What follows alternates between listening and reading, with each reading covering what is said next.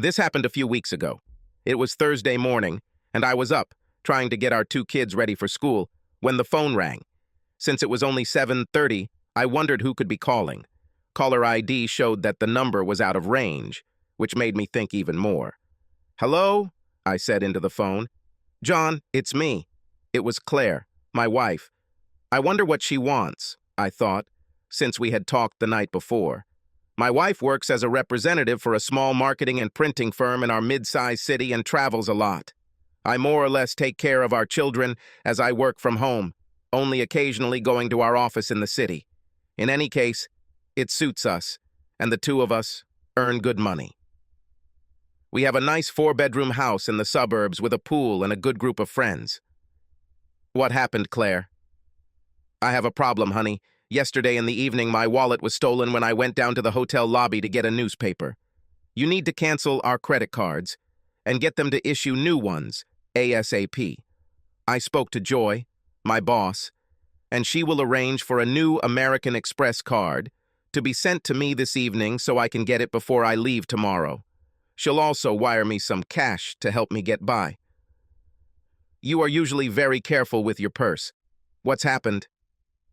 I was a little careless and put it on the checkout counter while I went to get other reading materials, and when I came back, it was gone.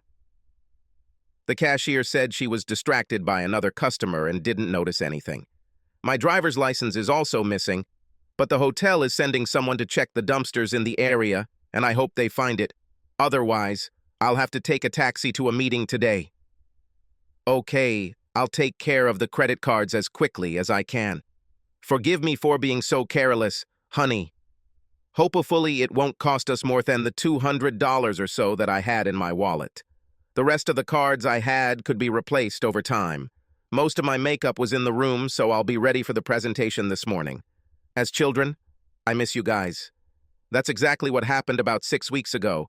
I managed to cancel the credit cards before any charges came up, and they found her wallet with her driver's license and other non-credit cards, so I just forgot about it. Our life went on. Today I'm looking at my wife's Fidelity account statement. She keeps a separate investment account because that's where she put her inheritance after her parents died in a car accident several years ago. I try to respect her privacy regarding this account, but I was looking for our home insurance policy and came across a folder with monthly statements for her account. I knew that after her parents died, the inheritance was about $350,000, and I was wondering what the bill was now. I was glad that it was now over $400,000. While looking at her statement, I noticed that about 6 weeks ago, $3,000 was withdrawn from her account, and I wondered what she spent the money on. My curiosity piqued. I dug into the details of her bank account and discovered that she had written a check for that amount to a jewelry store in the town where she had lost her purse, a couple of days after she had been there. What did she buy at the jewelry store? I wondered. She didn't buy anything for herself, and I didn't hear her mention buying jewelry for anyone else. She has a brother, but I didn't think he deserved a $3,000 gift. After a few minutes of thought, I went to the computer, found the website of the jewelry store, and wrote down the phone number. I picked up the phone and dialed the store number. A woman answered the phone, named the store, and then asked how she could help me. I identified myself and the deal I was interested in, then explained that we were having problems with the purchase and wanted to know if it had a store warranty.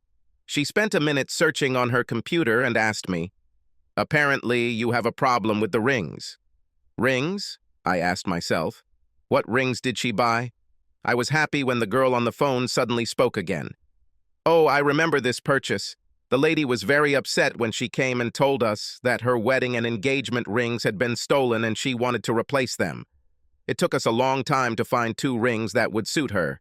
She used the company credit card as collateral and, a few days later, sent us a check." Are you saying there are problems with them? We provide a 90-day guarantee on them. Is the diamond in its setting loose? Did she replace the engagement and wedding rings? I was puzzled. She never talked about losing them, only that her purse was stolen. I should have thought about this more. "Listen," I told the girl. "I need to talk to my wife about this and call you back." I'll call you back later. Okay, goodbye. She looked puzzled, but not as puzzled as I was. Obviously, the rings must have been in her purse when it was stolen. Why would they be in her purse, unless she didn't want others to know she was married? There were no restrictions on marriage at her job, as far as I know. However, if she wanted to appear single in a social situation, I reasoned, it might mean she wanted to be a player when she was away from home. This thought immediately made my stomach ache. We were married for 11 years.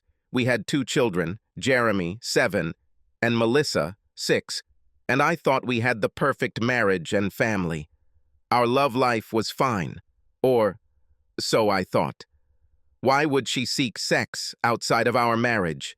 She usually traveled once a month and stayed 2 or 3 nights in some distant city, so if she wanted to play, she would feel safe doing so then. The loss of the rings must have frightened her greatly, and she decided to replace them with some that were as close to the originals as possible. I bought them when I didn't make much money and they weren't fashionable, so getting a good likeness wouldn't be very expensive. She could have filed a claim with our insurance company, but I would likely have found out about it. If her purse was indeed stolen at the hotel, she should have reported it. I was interested in what she told them about the disappearance. I found the hotel number and called them. I asked if they had a record of my wife's purse being stolen. When they responded that they had a written report of the incident, I asked if they could fax me a copy. A few minutes later, I had a copy.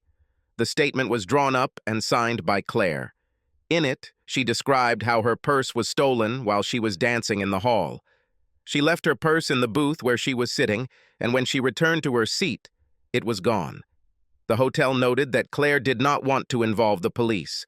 My mind was racing with the implications of what I had discovered.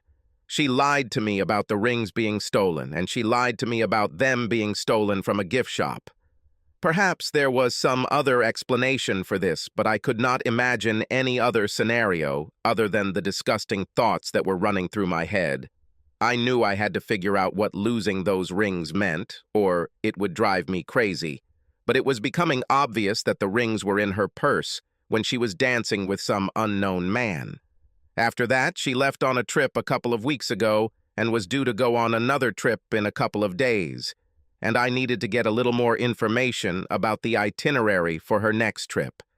I wanted to find out what she did in the evenings when she was away from home.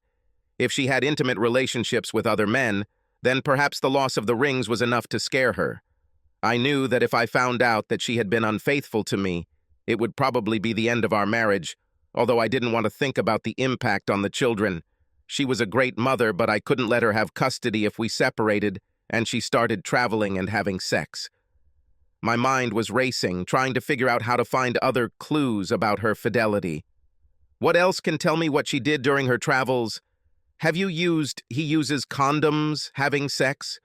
I would bet that she used condoms since she probably didn't want to bring anything home or get pregnant. I had a vasectomy after the birth of our second child, and pregnancy would have been an absolute no-no. She couldn't trust a man to bring condoms, so she had to have her own supply. Where would she keep them? She couldn't keep them at home or in her car, so she would have to keep them in her office at work. Most likely they would have been with her when she left on a business trip. She always carried her business papers, laptop, and presentation materials in a large briefcase that she kept in her office. However, if she was on an early morning flight, she would bring her briefcase home the night before and then take it and her suitcase to the airport. This was the clue. I had to find an opportunity to search the briefcase before she left. I was hoping her next trip would involve an early morning flight. I decided that I had to act calm so as not to alert her that something was wrong. I shouldn't have worried, because when the kids got home from school I was too busy to worry, but the possibility of her cheating on me remained in the back of my mind. When Claire returned from work, I had a minor accident while preparing dinner. A dish of beans slipped out of my hands and fell onto the floor. I set about cleaning with my usual calmness, and with children running around I seemed a little agitated, so I don't think she noticed anything strange in my behavior. When everything had calmed down and the mess had been cleaned up, I greeted her with a kiss on the cheek, as I usually did, and we sat down to eat. While we ate, we usually chatted about our day, so I didn't think it was unusual to ask about her upcoming trip. Are you leaving again in a couple of days? Oh yeah, almost the same thing again. I'm not looking forward to it. If you don't like it, why don't you apply for another position? You've been working in the company long enough and know enough about it. You can fit in almost anywhere. I've already thought about it, but I want to work a little more before I sit down at the table. I decided to prick her conscience a little. The children and I really miss you when you're gone. I know, and I regret it. I miss you too. So where are you going this time? And are you leaving in the morning so we can meet before you leave? I looked at her, remembering that the children were listening. I felt like I was making a good game by pretending everything was normal, even though I was having a hard time eating because my stomach was in turmoil. She obviously thought everything was fine because she responded in kind to me. I wondered if her stomach was giving her problems, but she seemed to be eating without any problems.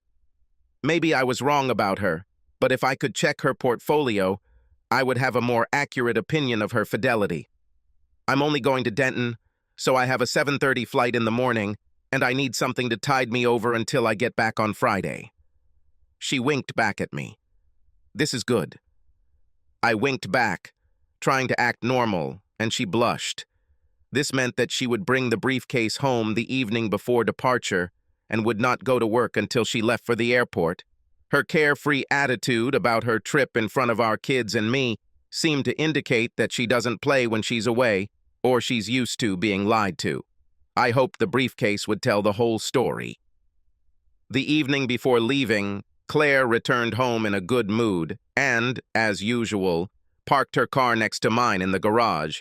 She seemed excited about something, and I wondered if she was looking forward to sex with me or someone else.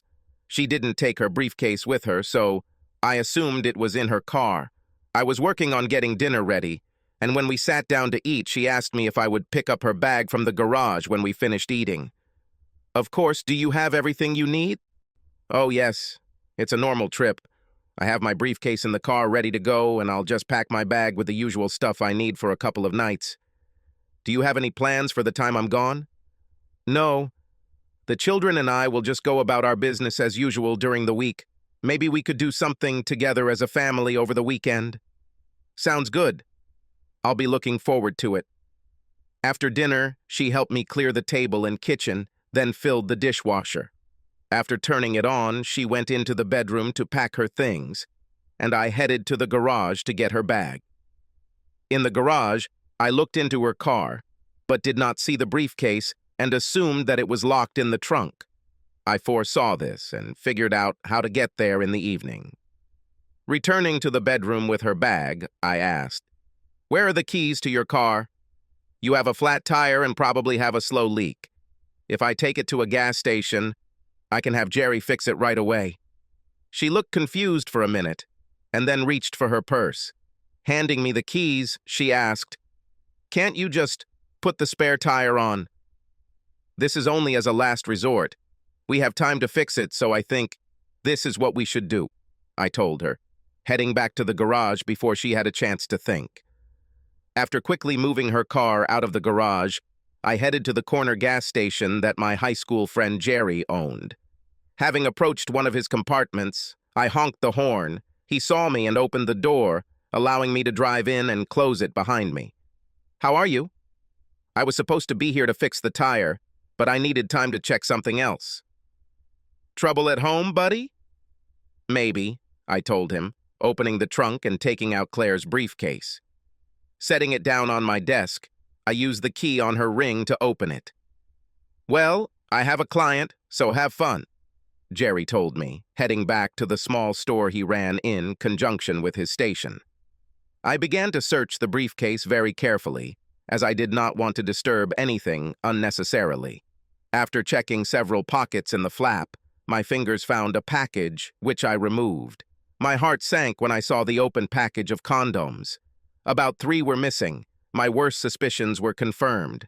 I put the package back, closed, and locked the briefcase. Putting the briefcase back in the trunk, I closed it and turned around when Jerry returned. "Did you find what you were looking for?" I'm afraid so. Could you please let me stay here for a while? Maybe you could check the air in her tires so I can tell her I fixed the problem. Okay, I can. He just looked at me cheerfully, but remained silent. He was a true friend. After checking it, I left the compartment, drove to the gas station, and filled the tank. There's no telling when I'll be able to do this again. I thanked Jerry for his hospitality and headed home. My thoughts were very dark, and I was on the verge of hyperventilating when I pulled back into our garage. I felt furious and disappointed that she would do this to me, the children, and our marriage. Then my mind started planning my next move. I needed definitive proof of her adulterous, immoral behavior to ensure that I would receive custody of our children. She was a good mother, and children need a mother, and I would allow visitation, but my goal was full legal custody. She would have to explain to her brother and friends why we got divorced. Entering the house, I shouted into the bedroom, "All is ready." It was just a small nail. Okay, thank you. I couldn't look her in the eye yet, so I went into the kitchen and got a beer, and then went into the family room where the kids were watching TV. About half an hour later, Claire came into the room and sat next to me on the sofa. By that time, I had managed to cool down, although I was very sad that this once happy family would soon become a thing of the past.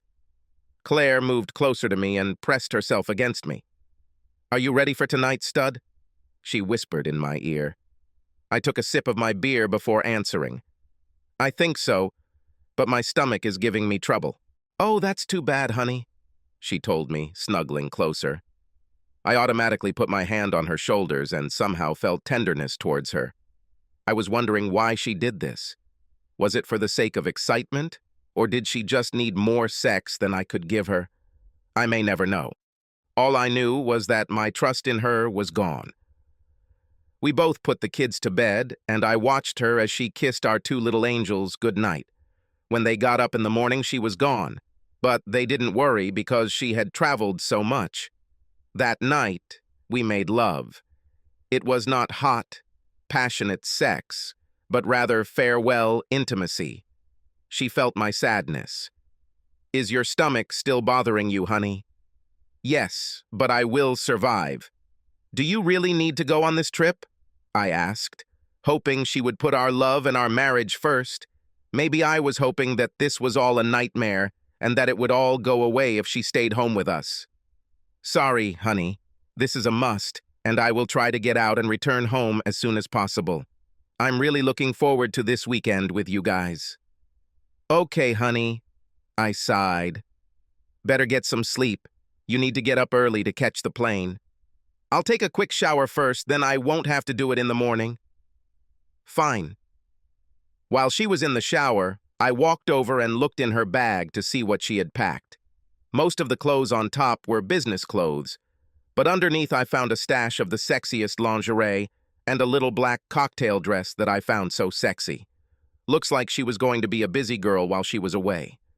Carefully rearranging the bag the way I found it, I fastened the lid and went to bed.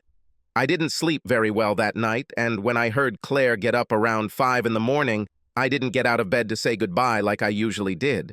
I knew I felt tired and sad at the same time, and I knew that the anger would start to build later. "Still not feeling well, honey?" she asked, kissing me goodbye on the cheek as I lay next to her. After I heard the garage door close and she drove away, I got up and went to the shower. I had a busy day ahead of me. After getting the kids ready for school and eating breakfast, I pulled out the phone book and scoured the yellow pages for a private detective, especially one with branches all over the country. I called a few of them and found one that had a branch in Denton, where Claire was going, and made an appointment with them that same morning. I then found a divorce lawyer that a friend of mine had used in the past and highly praised. I called and made an appointment with him in the afternoon. When I went to the private investigator's office, I arranged for Claire to be observed in the evenings when she went out, and for them to receive photographs and a report of her activities after her cases were finished for the day. I brought a photo of Claire and her route with me so they could easily find and identify her. They said they would email the information to the Denton office and provide me with a report by Monday morning. I told them everything would be fine and paid a large deposit for their services. They warned me that they probably wouldn't be able to get photos of them having sex, but they would try to provide as many incriminating photos as possible. I told them that would be fine with me. The afternoon meeting with the lawyer went as I had hoped. He told me that we are in a no-fault state as far as the divorce is concerned. But since I am the primary caregiver for our children, I will most likely be awarded custody. But I will have to accept that Claire will be given generous visitation time. We would split the property 50-50, but no alimony, since our incomes were approximately equal. If I got custody, Claire would have to pay child support. As for the inheritance that Claire received, she would keep it for herself, which did not bother me. Our children were my main concern. I told him to prepare the documents and serve them after Monday based on irreconcilable differences, but asked for the stipulation that Claire must move out of our home immediately after delivery. The lawyer said that as the children's guardian, I would have the right to ask for this. When the children turn 18, the house will be sold, and we will split the sale price. I left the lawyer's office feeling satisfied that life would go on for me and the children, and that Claire would receive the punishment she deserved for her infidelity. I didn't immediately do anything about our finances, insurance, or will. Felt there would be time after she was served. With her inheritance, I didn't think she would have to worry about her share of our savings. It was almost time for the kids to go to school, and I headed home so I could be with them when the bus stopped. When she returned on Friday afternoon, I offered to do her laundry, but she thanked me and said she would do it later. I just chuckled to myself, thinking what a scoundrel I was for teasing her like that. I knew why she wanted to do her own laundry. The smell of sex on him could give her away, and she had to hide her extramarital affairs at all costs. That night we had sex again, although my heart wasn't in it. When we finished, she seemed to sense some reticence on my part. "Is your stomach still bothering you, honey? Maybe you should see a doctor. This has been going on for too long." I thought I was being a little kind when I responded. "I'm going to try a new medicine that a friend told me about, and it should solve my stomach problems." "Well, I hope so." "I want you to get back to work as soon as possible," she told me, cuddling up to me to sleep. God, how I will miss her. On Monday, after the kids went to school and Claire left for work, the private investigator's office called me and said they had a report ready for me. I said that I would come right away, and half an hour later I was sitting with the office manager. He told me that the report had been faxed that morning from Denton and that several photographs had also been sent. He said he didn't have time to read it all, but what he realized after skimming through it and looking at the photos seemed terrible to him. I took a copy of the report from him and began to read. Subject: Claire Barton. I recorded a sighting of this woman at 5:17 p.m. Wednesday, June 16th, in the Denton Marriott lobby. Identification was established through a photograph obtained from the Merrickville office and a company name tag on the subject. The subject was carrying a briefcase and entered the elevator. My assistant went up in the elevator with her and confirmed that she entered her room, 414, at 5:23. The subject was alone. A photograph of the subject dressed before entering the room is presented as Exhibit 1A. I looked at Photo 1A and saw that she was wearing her business attire. It was clearly visible that she was wearing rings. He or she must have taken the photo using a cell phone. The partner stayed in a room rented across the hallway from the property. At 6:31 a.m., my partner notified me that the subject had left the room and was on the elevator. At 6:32 a.m., the subject exited the elevator into the lobby. She was dressed as indicated in Appendix 1B. In the photo in Exhibit 1B, Clara was wearing her little black cocktail dress, high heels, and the necklace I gave her for our 10th anniversary, looking like a slutty girl. There was enough detail in the photo to reveal that she had no wedding rings on her left hand. Subject entered the dining area and ate a light dinner with a glass of wine. At 7:13 a.m., the subject left the dining area and entered the adjacent dining room where she took a seat at the bar and ordered a glass of wine. At 7:17 a.m., a single male approached the subject and they spoke for several minutes. C. Exhibit 1C. The photograph of Exhibit 1C shows a tall, handsome man talking to Claire at the bar. After several minutes of conversation, the subject nodded and followed the man into a booth near the dance floor. Subject spent 1 hour and 43 minutes with a man in a booth. I danced with a man 6 times and had intimate relations. See Exhibit 1D. In the photograph submitted as Exhibit 1D, Claire and the man in Exhibit 1C were sitting in a booth in a close embrace and kissing. Her short dress was hiked up to her hips and his hand was underneath it. At 8:51 a.m., the subject and man left the lounge, took the elevator to the subject's floor, and entered her room, 414. C. Exhibit 1E. Exhibit 1E shows Claire and the man from the lounge entering her room. She looked a little tipsy, but very happy. At 11:13 a.m., the male exited the subject's room and left the building. The man's car number is MBS 2892, registered to Alexander B. Tate, 1424. Azalea Dr. Denton. The man is married and has 2 young children. I reviewed the rest of the story, and the report indicated that she repeated her actions the next evening with another man. It was signed by the investigator in Denton.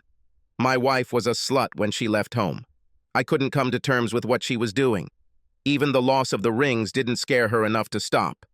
After paying the private investigator the balance of the bill, I thanked him and left. I took 2 extra copies of the report with me, all on CD, and drove straight home. At home, I immediately called the divorce lawyer and asked him what stage the divorce case was at. He told me they were ready to file, and I asked him to continue the filing process and asked if he could serve them publicly the next day at her work. He said it wouldn't be a problem, and I gave him the address of her work. I wanted to hurt her and humiliate her, and having her complain at work would go a long way toward getting back at me for what she did. We didn't have sex that night. I think she knew something was wrong and perhaps realized I knew something, but was afraid to voice her concerns other than to say she hoped I would get better soon. Strangely, she seemed a little reserved herself, but I let that pass without comment. In the morning, I got up early because I didn't sleep very well at night. I worked on the computer until I heard the kids move, and then I went and started eating breakfast. After breakfast, I walked her to work, and she came up to me to hug and kiss me before leaving for work. I gave her a little hug before walking her out the door. I think at that moment she understood everything.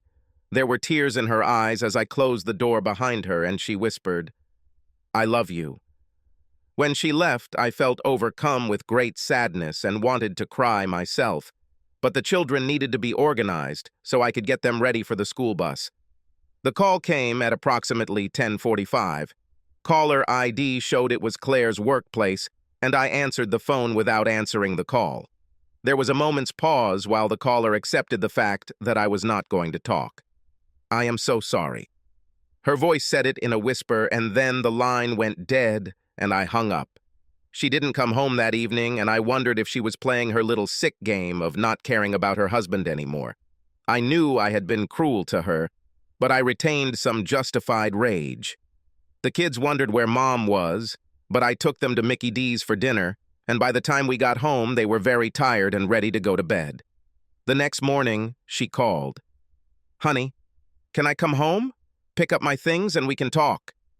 I felt pangs of conscience, but they quickly passed. "Why don't you come between 9 hours and noon? Then the children and I won't be here.